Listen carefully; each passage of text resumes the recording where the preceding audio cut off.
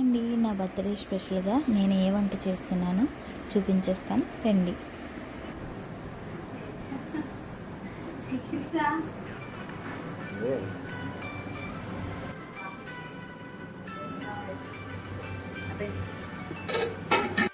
బయట నుంచి ఏ ఫుడ్ కూడా ఆర్డర్ చేయకుండా సింపుల్గా ఇంట్లోనే ప్రిపేర్ చేద్దామని చెప్పి వెజ్ పులావ్ ఒకటి మా హస్బెండ్ అయితే కోడిని కాల్వించి తీసుకొచ్చారు. అది చికెన్ కర్రీ చేస్తున్నాను. వెజ్ పులావ్లోకి బాయిల్డ్ ఎగ్స్ బాగుంటాయని ఎగ్స్ బాయిల్ చేశాను అనమాట.